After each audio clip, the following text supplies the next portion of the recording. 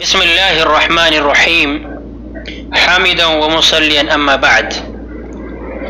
محترم سامعین، آج کا یہ 5واں درس کلمہ توحید لا الہ الا اللہ کے شروط سے متعلق ہے، جو کہ ایک اہم موضوع ہے۔ علماء کرام نے کلمہ توحید کی 7 شرطیں بیان کی ہیں، وہ ہے علم، یقین، اخلاص، صدق، محبت، انقیاد، قبول۔ ان شروط کو کتاب و سنت کے نصوص سے مستنبط کیا گیا ہے۔ جس طرح صلاح یعنی نماز و دیگر احکام کی شرطیں علماء کرام نے مستنبط کی ہیں، اسی طرح سے کلمہ توحید لا الہ الا اللہ کی بھی کچھ شرطیں ہیں۔ چنانچہ وہب بن منبہ رحمہ اللہ سے پوچھا گیا کہ کیا لا الہ الا اللہ جنت کی کنجی چابی نہیں ہے؟ تو فرمایا بلا، ہاں کیوں نہیں، مگر چابی کے دندانے ہوتے ہیں، اگر تم یہ چابی لاؤ گے تو اس سے دروازہ کھلے گا ورنہ نہیں۔ تو پتہ چلا کہ لا الہ الا اللہ یہ جنت کے دروازے کی چابی تو ضرور ہے، لیکن اس چابی کی کچھ شرطیں ہیں جس کے ذریعے سے جنت کے دروازے کو کھولا جا سکتا ہے۔ تو لا الہ الا اللہ کی سب سے پہلی شرط ہے علم، المنافی للجہل، جو جہالت کے منافی ہے، اور اس سے مراد یہ ہے کہ اس کلمہ کے معنی کا علم ہو اور آدمی سے جاہل نہ ہو، انسان کو پتہ ہو کہ اللہ تعالیٰ ہی معبود برحق ہے اور اس کے سوائے تمام معبود جن کی لوگ عبادت کرتے ہیں سب باطل ہیں۔ اس لا الہ الا اللہ کی پہلی شرط علم کی کیا دلیل ہے؟ اس کی دلیل فرمان باری تعالیٰ ہے فَاعْلَمْ أَنَّهُ لَا إِلَهَ إِلَّا اللَّهُ، سورہ محمد آیت نمبر 19، کہ جان لو، فَاعْلَمْ کہ جان لو کہ اللہ رب العالمین معبود برحق ہے۔ اسی طرح سے فرمان رسول محمد صلی اللہ علیہ وسلم من مات وَهُوَ يَعْلَمُ أَنَّهُ لَا إِلَهَ إِلَّا اللَّهُ دَخَلَ الْجَنَّةِ، کہ جس شخص کا انتقال اس حالت میں ہوا ہو وَهُوَ يَعْلَمُ، وہ جانتا ہو کہ اللہ رب العالمین کے علاوہ کوئی معبود برحق نہیں، دخل الجنہ، تو وہ جنت میں داخل ہوگا، رواہ مسلم۔ تو پتہ چلا کہ کلمہ توحید انسان کے لیے تبھی فائدہ مند ہوگا جب اس کے معنی مفہوم کا علم ہو، جبکہ اس کا معنی مفہوم کا علم ہو۔ اگر کوئی شخص ہے جو لا الہ الا اللہ کو نہیں جانتا، ہم اس سے کہیں کہ آپ ہمارے ساتھ لا الہ الا اللہ کو ریپیٹ کرو، دہراؤ، تو وہ شخص دہراتا ہے، کہتا ہے لا الہ الا اللہ، لا الہ الا اللہ، لیکن اس شخص کو کچھ پتہ نہیں ہے وہ کیا کہہ رہا ہے۔ تو کیا ایسا شخص اسلام میں داخل ہوگا؟ نہیں، کیونکہ اس نے لا الہ الا اللہ کے معنی کو سمجھا ہی نہیں ہے، لا الہ الا اللہ کے مفہوم کو سمجھا ہی نہیں ہے۔ صرف زبان سے ادا کر دینا کافی نہیں ہے، بلکہ اس کے معنی کو سمجھنا ضروری ہے۔ یہ پہلی شرط۔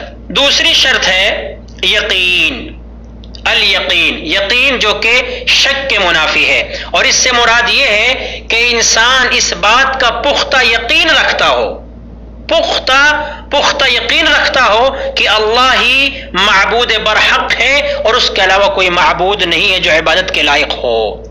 اب اگر کوئی شخص ہے جو لا الہ الا اللہ کا معنی تو جانتا ہے، لیکن اس کے یہاں شک پایا جاتا ہے، اس کے یہاں شک پایا جاتا ہے اس کلمہ کے تعلق سے، مثلا وہ کہے کہ اللہ معبود ہے، لیکن اس کے اندر شک ہے کہ ہو سکتا ہے عیسیٰ علیہ السلام بھی معبود ہو، یا کوئی دوسرا اللہ تعالیٰ کے علاوہ کوئی معبود ہے، یعنی اللہ تعالیٰ کے ساتھ وہ معبود ٹھہرائے اور اس کو شک ہو اس کلمہ کے تعلق سے، تو ایسا شخص بھی اسلام میں داخل نہیں ہو سکتا۔ جس کو شک ہو اس کو کوئی فائدہ مند نہیں، اس کو کوئی فائدہ نہیں دے گا یہ کلمہ کا ادا کرنا، یہاں تک کہ وہ پختہ یقین رکھے کہ اللہ ہی تعالیٰ معبود برحق ہے۔ اور اس کو کوئی شک نہ ہو، کوئی شک کی گنجائش نہ ہو، جیسا کہ اللہ رب العالمین نے مومن کی صفات کو بیان فرمایا کہ انما المؤمنون الذین آمنوا باللہ ورسولہ ثم لم یرتابوا، کہ مومنین وہ ہیں جو اللہ اور اس کے رسول پر ایمان لائے ثم لم یرتابوا، اور پھر شک نہ کیا۔ تو اس کلمہ کو ادا کرنے میں کوئی شک نہیں ہونا چاہیے۔ اسی طرح سے فرمان مصطفیٰ ہے صلی اللہ علیہ وسلم کہ جو شخص لا الہ الا اللہ کی گواہی دے، حالت کیا ہو؟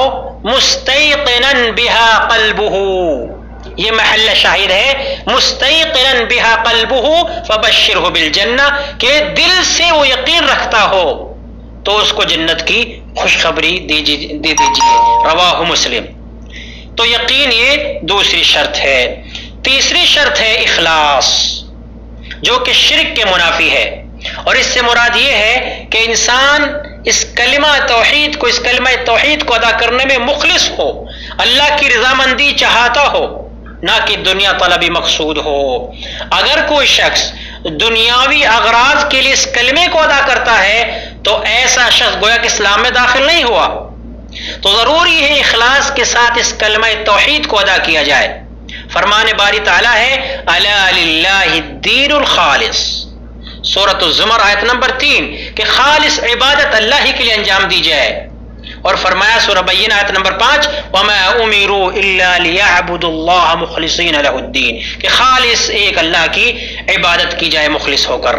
اور فرمان مصطفیٰ ہے صلی اللہ علیہ وسلم کہ ان اللہ حرم علی النار من قال لا الہ الا اللہ یبتغی بذلک وجہ اللہ، رواہ البخاری۔ فرمایا کہ اللہ رب العالمین نے جہنم کو اس شخص پر حرام کر دیا ہے جو شخص لا الہ الا اللہ کہے، یبتغی بذلک وجہ اللہ، اور اس کلمہ کے ذریعے وہ اللہ کی رضامندی چاہتا ہو۔ یبتغی بذلک وجہ اللہ، یہ محل شاہد ہے۔ اور فرمایا اسعد الناس بشفاعتی من قال لا الہ الا اللہ خالصا من قلبہ، رواہ البخاری، کہ میری شفاعت کا لوگوں میں سب سے زیادہ حقدار، سب سے زیادہ سعید وہ شخص ہوگا جو کہے لا الہ الا اللہ خالصا من قلبی، خالص دل سے۔ تو پتہ چلا کہ اخلاص کے بغیر یہ کلمہ کوئی فائدہ نہیں دے گا، اس لیے ضروری ہے کہ مخلص ہو کر خالص ایک اللہ کی عبادت انجام دی جائے اور شرک سے بچا جائے۔ تو آج ہم نے اس درس میں 3 شرطیں بیان کی ہیں، علم، یقین اور اخلاص۔ آج کا درس یہیں ختم ہوتا ہے، باقی شروط کا آئندہ دروس میں ذکر ہوگا انشاءاللہ۔ اللہ تعالیٰ سے دعا ہے اللہ تعالیٰ ہمیں لا الہ الا اللہ کے شروط اور اس کے تقاضوں کے مطابق عمل کرنے کی توفیق نصیب فرمائے، آمین۔ وآخر دعوانا ان الحمد للہ رب العالمین وصلی اللہ علی نبینا محمد۔